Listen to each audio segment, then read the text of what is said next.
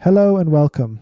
This is Asus Prime B760M-A-AX Micro ATX motherboard for Intel LGA1700 platform. This isn't what you'd call a top-of-the-line motherboard, but it does have something going on for it.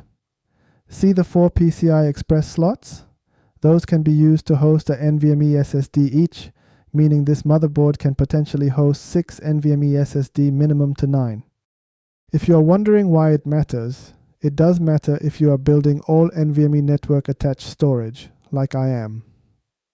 Having the 4 PCI Express slots is pretty rare, because most will omit at least one, since a GPU will block it anyway.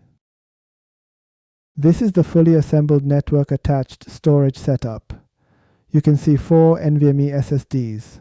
They are 4 terabytes each. You can see that only one has a heavy-duty heatsink on.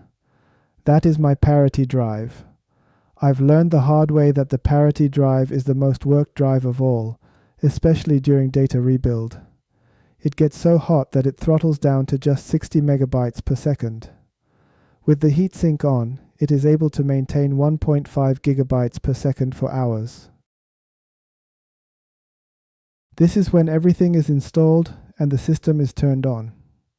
I have 2 PCI Express slots free for future expansion, and I can also use the primary PCI Express slot to install more NVMe drives by either using PCI bifurcation or using something that has PCI bifurcation chip on it.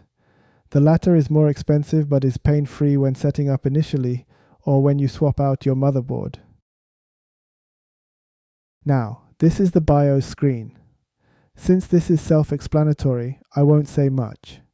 However, if you wish to use this specific motherboard for a server, meaning monitorless and keyboardless setup, you must go into the boot category and disable wait for F1 error. And then you need to go into CSM and choose standard, which means legacy. Disabling wait for F1 error will let it bypass no keyboard error. And choosing CSM to standard will let it bypass no monitor error. You must also remember to do this whenever you update BIOS as well. Well, that is it for this video. Thank you for watching.